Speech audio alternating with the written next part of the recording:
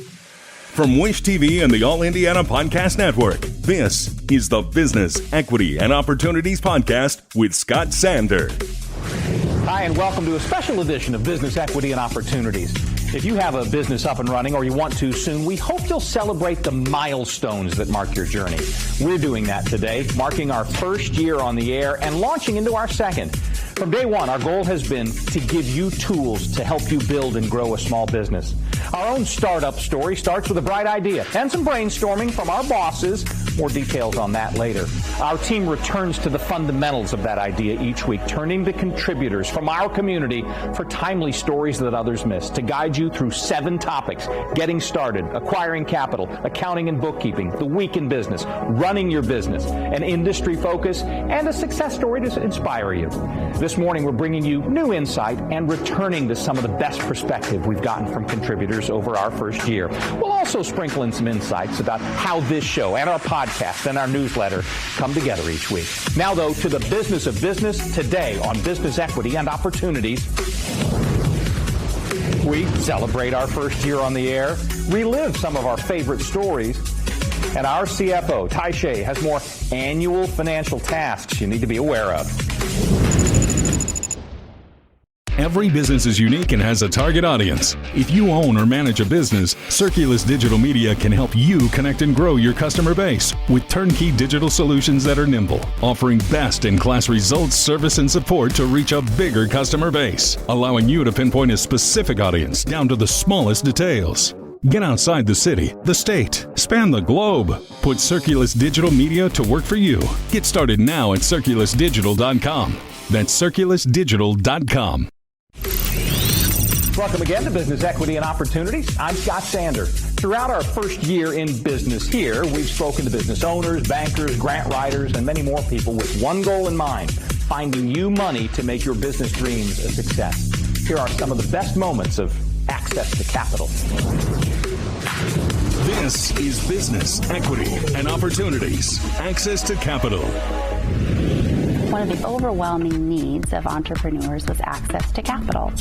And so in 2010, the Flagship Enterprise Center started a microloan program to its physical tenants. And this is the lending arm that we now know today as Bankable. Our vision at Bankable is that anyone can launch, grow, and sustain an impactful business.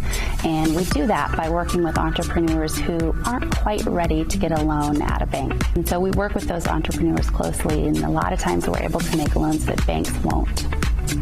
Credit is an agreement between a consumer and credit agencies or the lender.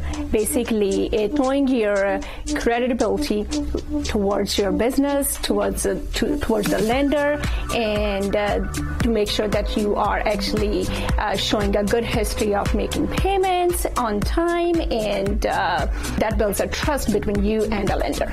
So you can have a good business credit, but if you don't have your personal credit where it needs to be, it can get declined. A lender would ask you a minimum 2 year of personal and tax returns and the business. My role at the Indiana Economic Development Corporation is really all things small business and entrepreneurship, and think of that broadly, what entrepreneurship means, but it's the one-on-one technical assistance and support to small businesses and entrepreneurs and programs that go with that.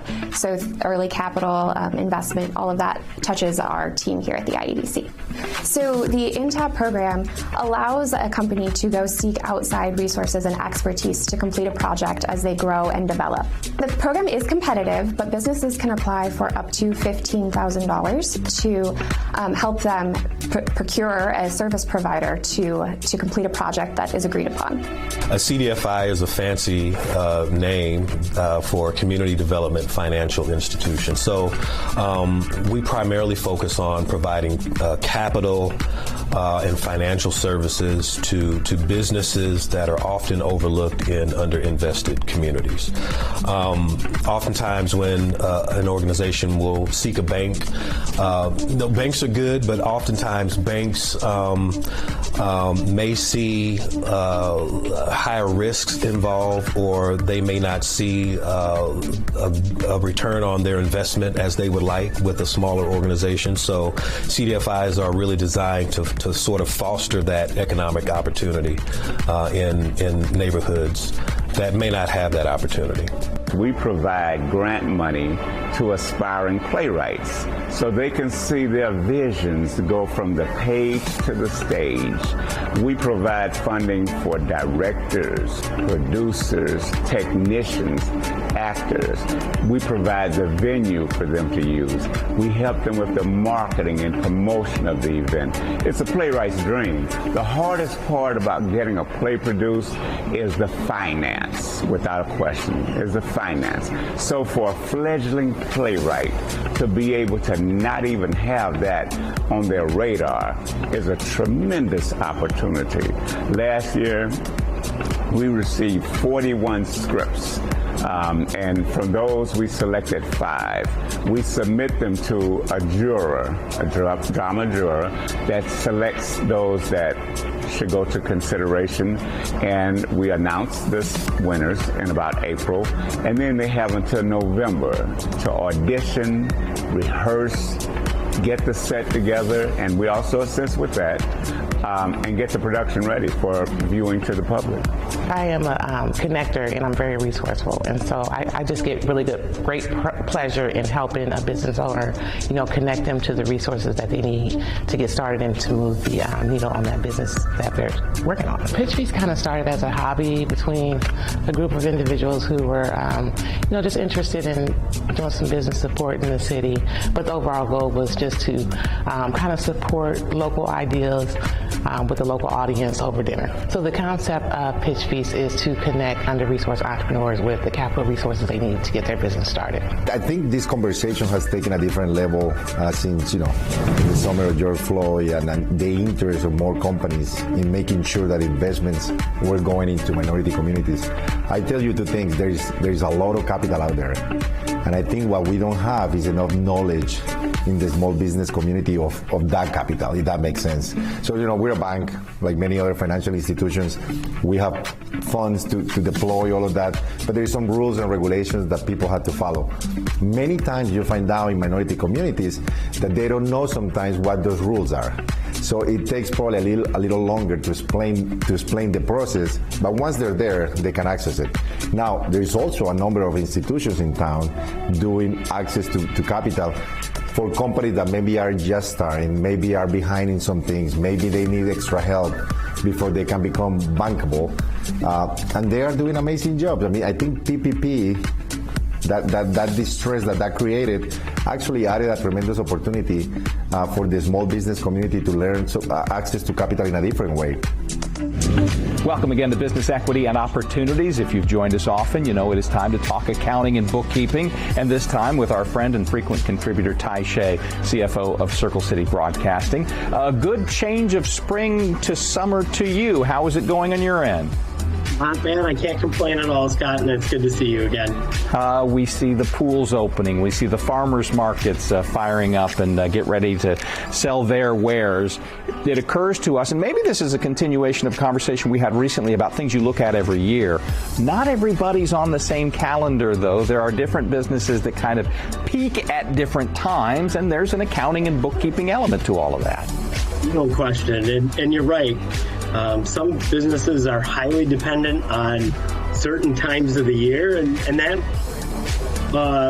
obviously can be a boon, but it can also present certain challenges, right? As you're forecasting and budgeting, which I think are both very important tools when you're talking about a cyclical, maybe a time of year dependent business. Getting an understanding of how the ground is shaking out as far in advance as you can in anticipation of how that season's going to play out is very important. For instance, I can think back, when I went to college, there were restaurants that were located near sporting facilities, like for instance, in Indianapolis, right? Businesses that are located around the football stadium, those businesses are heavily dependent, some of them perhaps, on Colts games, right? Mm-hmm. And so forecasting those and ideally, weather can play into some of that and things of that nature. It's just all the more important that those businesses plan for those dry times and then properly budget and gauge how the better times are going to go. It's interesting as well because you think of the rush that we get when things are going well. And a lot of our friends who are watching right now, this is the first crack they'll have at that flush of success. And so let's take, for example, your scenario where somebody sets up a restaurant near a place that seasonally gets very busy, but then may have a few months a year that are not. Do you feel you need to be both flexible and maybe a little bit humble when those first dollars start rolling in to understand, okay, it's not always going to be like this? No question. And I think you have to, if you haven't gone through a full cycle, even a full cycle and a half or 2 cycles, you better be leery about, how you spend that money as it's coming in and setting up a rainy day fund. And again, budgeting, making sure you can get through those lean months, and then properly budgeting for your expenses, right? Whether that's personnel, whether that is product, in the case of a restaurant, things like that. Very important, no question. Taishay, a good year-long sort of business luck to you, because I know that yours is one that has some cycles in it as well. But your constant support of us over our now more than 1 year on the air, we really appreciate. Thanks so much, Scott. It's good to chat with you again. As we celebrate your current and future success and our own first year. Like you, we're trying to run a business day to day. Here are some of our favorite tips that contributors have delivered in our first 52 weeks. This is Business, Equity, and Opportunities. Running your business day to day. So a specialty in our business is crisis management and crisis communication. So whenever we get the chance to talk to entrepreneurs and business leaders, I always encourage them to think about their crisis plan. In our world, that's very narrowly focused on crisis communications and response. You may have a broader incident response strategy that you have as a business, but thinking about the crisis communications portion of that plan. So what if your business burns to the ground? What if an employee makes a really bad decision and you're looking at embezzlement or other bad business practices? So the networking actually gets you to learn more, how to relate more, and build those social skills. And for some people to do that 2-minute elevator speech, it helps them do that. And with this group, we have one guy who does tool a day. So he'll go around, here's my tool, and how it relates to life sometimes. We also have inspirational moments or learning moments that maybe you wouldn't get in a larger group. Diversity works itself out.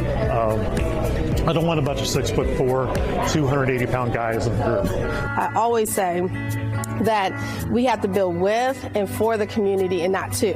Because who's going to come to the building when you're done, right? We have to think about the end game. And I tell people, if you're talking about socioeconomics, you got to talk to the people first. Find out what they want, how can they get involved and helped. And I always say you have to be intentional about diversity with equitable outcomes and not opportunities. So I would say the goals and the success is the outcome. We always want to bring diversity, equity, and inclusion to the table. But what is the matrix at the end? Did they grow? Did they finish first? And did they grow? Our focus is to serve the entire city of Indianapolis and the county of Marion, which means every single living human being. And we have a special focus on those who are the most vulnerable, those who have been historically disenfranchised and kind of left out of the healthcare system. So when you look at that, what you know is that we are absolutely committed to diversity. Our patients are very diverse. And so for us, it's really important that we have a staff that's also reflective of the community. It's really a very focused and intentional effort. Our team, we're constantly making sure we're getting out into all of the media venues that we know to communicate. We have open positions. We partner with community partners to let them know we have open positions. And then we also promote from within. So we have a lot of training and development leadership courses that we are saying, if you're already here, please come to us. Help us develop you. Help us grow you. Our business is about making lives better. And we certainly have emphasized inclusion as how we do business. And having partners who are seeking to help us to create solutions, who bring that to the table, is how we get better solutions faster. So we want to have businesses who are in the community helping us to drive outcomes for Eli Lilly and Company and the patients that we serve. There is some way to contribute in this inclusion, in this equity journey. We recognize our wherewithal is more than what many, so hold us accountable for that measure of outcome. But for smaller shops, we encourage you to pick a spot. If it's choosing a vendor or enabling more jobs for underrepresented minorities that's relative to your wherewithal, that is your call, if it's within your wherewithal. That's what we've been encouraging. Yeah, so the Staffing 101 is we're basically a middle person in between the company and the talent. And so we serve as a bridge between companies looking for staff to ramp up employment.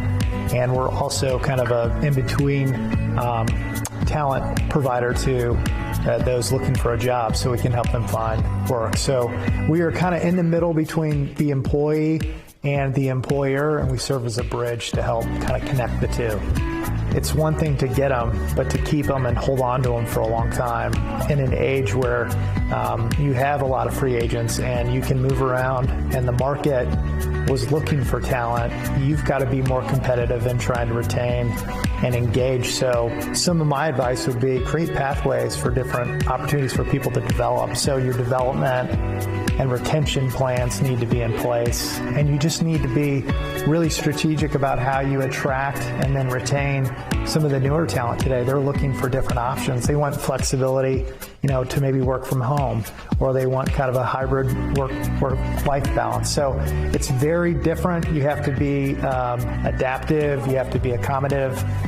But it's a good challenge for employers right now trying to retain talent. As we wrap up this show that marks our first year on the air, thought it might be useful to share the inspiration for our own success story so far.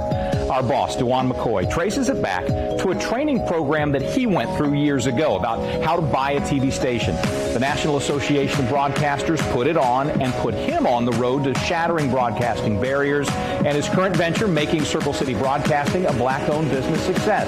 Dewan, Ty Shea, and Jason Hunter hammered out the foundation of business equity and opportunities, then turned it over to our team to put into practice each week. Peggy McClellan, Mike Perry, Alexa Enoch, Caleb Gillick, John Stevens, and yours truly work on the television show. Alan Haw turns what we do then into the podcast you can subscribe to through the All Indiana Podcast Network. Megan Stratton delivers on our promise of updating our newsletter every day. As our next year starts, we'll always keep offering ways for those in the know to share their information in our core 7 topics. And we hope you'll learn something each week, and we promise to keep learning too about how to better serve our community. We'll see you next week as we move into our second year of business equity and opportunities. I'm Scott Sander. Thanks for listening. Watch the Business Equity and Opportunity Show on Wish TV and access all of our content and share it on demand anytime at BEOshow.com. You can find more podcasts from Wish TV on the All Indiana Podcast Network at allindianapodcastnetwork.com.